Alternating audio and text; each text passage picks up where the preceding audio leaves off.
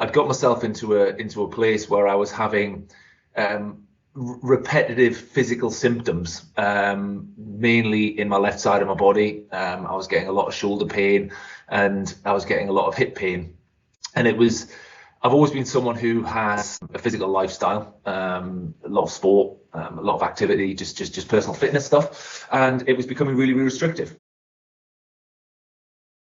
I'd been trying the usual routes, the conventional routes, going for regular physiotherapy, going for chiropractic treatments, some sort of self-help stuff, on and off with yoga and things like that, and stretching and a lot of passive stretching, and just really wasn't moving the dial, wasn't really changing anything, and not really. I was sort of fluctuating from pain that I was coping with to debilitating periods where, you know, my back would lock up or my shoulder would get to the point where I couldn't actually do what I wanted to do in my life. I came across MAT through the Carl Morris podcast. So always been a fan of psychological impact on sport and sports science and things like that. And you popped up on that podcast and there was just an immediate sort of spark went off that everything this guy's talking about was making sense on my own journey. You know, there's things that you were talking about in terms of examples that you were citing on the podcast and results that you'd had, and you could have been talking about me. And so I immediately got in touch and we started our journey from there. Immeasurably is the answer, basically. I've gone from coping with physical pain on a daily basis to an overall change in your ability to do things. And you know, in terms of a before and after, so before, I'm a keen cricketer. I'd play cricket on a Saturday. I'd probably only be ready to play again by the following Saturday because of, you know, I'd be struggling with my hip, I'd be struggling with my elbow. I think I could probably play both days in the weekend now. And, you know, obviously I'm not a spring chicken, so I have, you know, tiredness and fatigue that I probably didn't have 20 years ago, but I don't have restrictive pain. I can now, if I've played cricket on a Saturday, I can plan to do things on a Sunday, and I can still go out on my bike, and I can still, you know, I'm running 10 miles and not having to worry about looking after my hip for 3 days afterwards, you know. So it's truly changed how I outlook on what I can do in my life. A huge increase in self-awareness.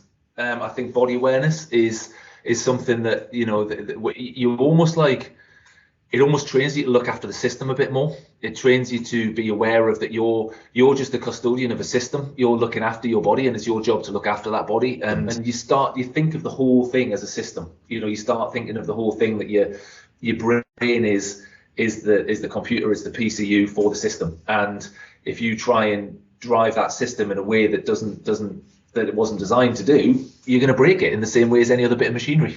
I can physically stress my body to probably, I mean, I'm in my late 40s now. I can stress it to a way that probably goes beyond what I was doing in my 20s. And I can now tell the difference between physical overload and when the system's been used in a proper way, but just worked hard, to the system's been worked in the wrong way and it doesn't like it, and either emotionally or physically, because they're incredibly closely linked. I get feedback from my body if I've been through a period of emotional stress, either at work or, like I say, in relationships, or putting on too much in my life. And I can sense and feel the warnings I get from that, and they're very different to the ones I get when I've been out for a run 3 days in a row, and my body goes, "You need a day off, sunshine," you know, and they're different things. A good example of that is I usually go on a cycling tour once a year. I do a couple of days, 100 miles a day for a couple of days, and that has been something that leading up to it in previous years before we did the MAT almost gave me a bit of anxiety, because I knew I was going to have to deal with the aftermath. You know, I was going to have that pain in my shoulder. It was going to be, you know, potentially pain in my hip, and I was just going to have to recover from it. I went this year and just enjoyed the physical tiredness. You know, I didn't have any compensation errors. I didn't have any compensatory pain. I did 2 days on the bike and had a day off, and the day after I was out for a run, because it was just physical tiredness. It was just, and that was enjoy the physical tiredness, is the way I could put it. You know, the stress and strain on my muscles that was put down running the system correctly allowed me to enjoy it. You know, and I think that then improves your emotional situation, and that's fantastic for your mental health. From the very first CAMs that we did, you know, and obviously we've done this all online because of the you know, the conditions that we're all in because of the pandemic, and the way that we've managed those sessions with the online videos and the challenges of doing that, which is doesn't really feel like it's restricted the experience, and it's kind of like you have little victories with each session that then lead to a bigger victory that then starts becoming obvious to you. And the way that the sessions are structured with the CAMs, it's just there to see. You know, you see the results. It's not like when you go to your physio or you do other things and you're trying to spot on a longer journey. This is, you know, immediate wins in virtually every session. You see your body changing in front of you.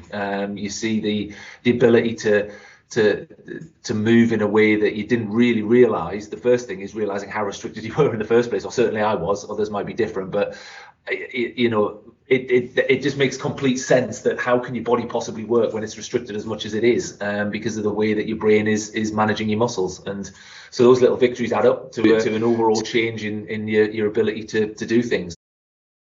The companionship on the journey has been really good. I think that we've kind of had a connection on you know, from the beginning, in terms of, you know, knowing, you know, what I wanted to succeed, and you could see that you could do it. You know, you knew that we could get there, and you've got to kind of believe in it.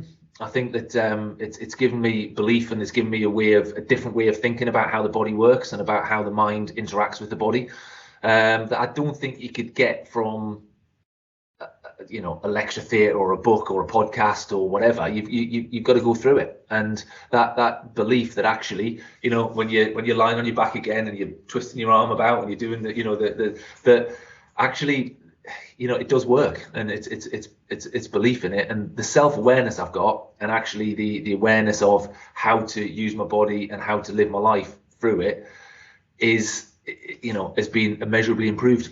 You will learn more about yourself through this process than probably anything else you'll ever do in your life. You will learn more about the human body. You've got to go, if you're not willing to go in with an open mind, go and do something else. Don't fight against it, and don't, you know, if you think it's witchcraft, and I do call Ryan my witch, you know, if you do think it's witchcraft, go and do something else. You know, go and find a different solution. You know, there may be another solution that's out there for you, because you've got to believe in it. And it's you know, obviously the brain is a powerful thing. It's the thing that makes us completely work, and it's wired into everything that you do to balance that system. And if you've got imbalances in the system, then you need to fix those to be able to get the body to work.